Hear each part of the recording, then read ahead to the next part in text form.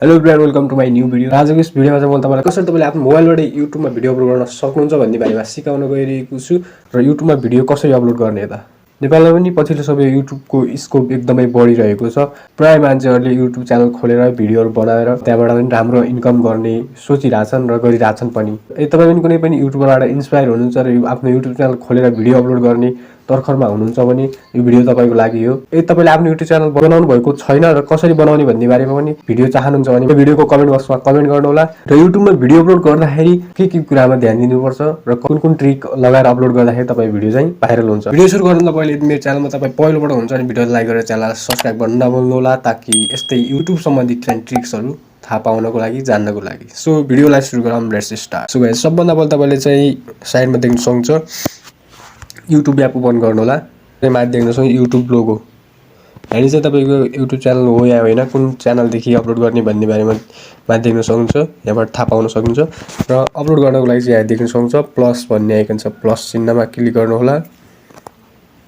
र यहाँनिर plus चिन्हमा click गरिसकेपछि देख्न सक्नुहुन्छ upload, create of short, upload a video, go live together, create a post. यति धेरै अप्सनहरू छ। तपाईँले भिडियो अपलोड गर्नको लागि चाहिँ अपलोड अ भिडियोमा क्लिक गर्नुहोला। देख्न सक्नुहुन्छ अपलोड अ भिडियो। र यहाँनिर तपाईँले चाहिँ भिडियो चुज गर्नुहोला। म चाहिँ अपलोड गर्नुपर्ने भिडियो चुज गर्छु। त्यसपछि नेक्स्ट गर्नुहोला। नेक्स्ट गरेपछि देख्न सक्नुहुन्छ यहाँनिर क्रिएट अ टाइटल भनेको छ। अब टाइटलको लागि तपाईँले चाहिँ, र टाइटल भन्दा पनि पहिला चाहिँ यहाँनिर मैले डिस्क्रिप्सन राख्न गएको छु, जुन चाहिँ डिस्क्रिप्सन मैले कपी गरेर ल्याएको छु र अलरेडी बनाएको छु। यहाँनिर पेस्ट गरेँ मैले र डिस्क्रिप्सन पुरै देख्न सक्नुहुन्छ। यो डिस्क्रिप्सन र टाइटल, यो माथि छ टाइटल माथिको। तपाईँले जसरी नै टाइटल डिस्क्रिप्सन बनाउन सक्नुहुन्छ। यसलाई कपी गरेर तपाईँले डिस्क्रिप्सनमा, खासमा चाहिँ पहिला तपाईँले टाइटल लेख्नु होला। अनि टाइटललाई उक्त बनाएको टाइटललाई चाहिँ तपाईँले डिस्क्रिप्सनमा सुरुमा यहाँनिर चाहिँ पेस्ट गरिदिनु होला।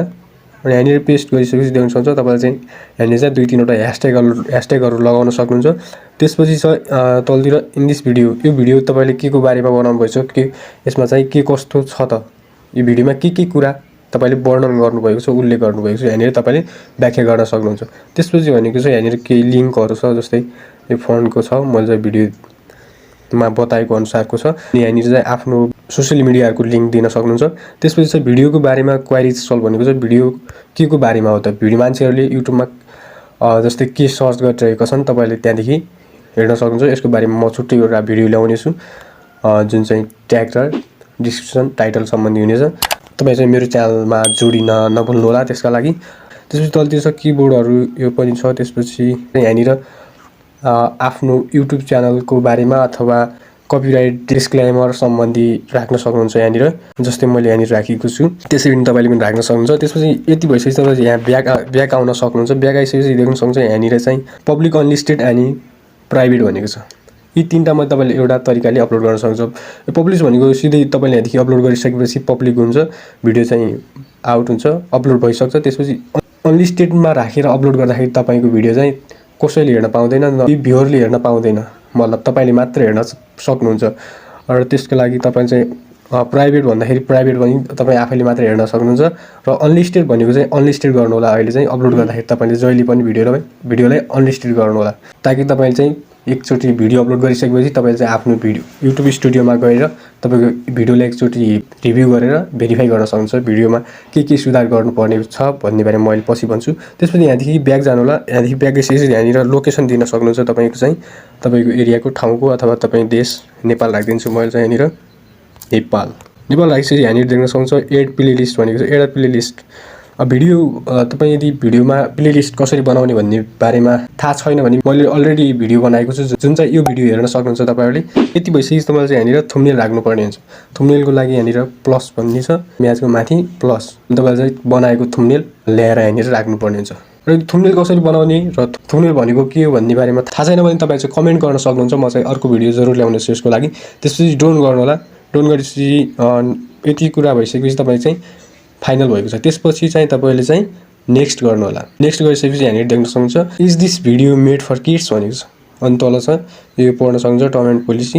यहाँनिर भनेको छ यस इट्स मेड फर किड्स। यदि यो भिडियो तपाईँ चाहिँ 18 वर्षभन्दा मुनिका बालबालिकाहरूको लागि बनाउनु भयो भने यस it's made for kids select गर्नु होला।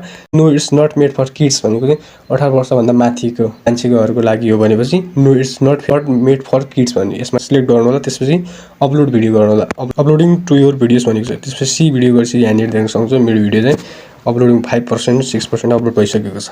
त्यसपछि चाहिँ तपाईँले चाहिँ आफ्नो प्ले स्टोरमा गएर युट्युब स्टुडियो सर्च गर्न सक्नुहुन्छ। वाइट स्टुडियो भनेर सर्च गर्दा पनि हुन्छ। जस्तै यहाँनिर मेरो चाहिँ अलरेडी इन्स्टल भइसकेको छ। यसलाई मैले चाहिँ डाउनलोड गरेको छु। जस्तै यहाँनिर देख्न सक्नुहुन्छ वाइट स्टुडियो ओपन र यहाँनिर देख्न सक्नुहुन्छ मेरो भिडियो चाहिँ अपलोड भएको भिडियो चाहिँ अहिले हेर्न सक्नुहुन्छ। How to add Nepali fonts on CapCut. So guys अब यहाँनिर चाहिँ तपाईँले आफ्नो भिडियोमा ट्याग लगाउन सक्नुहुन्छ है त। मैले अघि लगाएको डिस्क्रिप्सन ट्याग सबै यहीँ छ।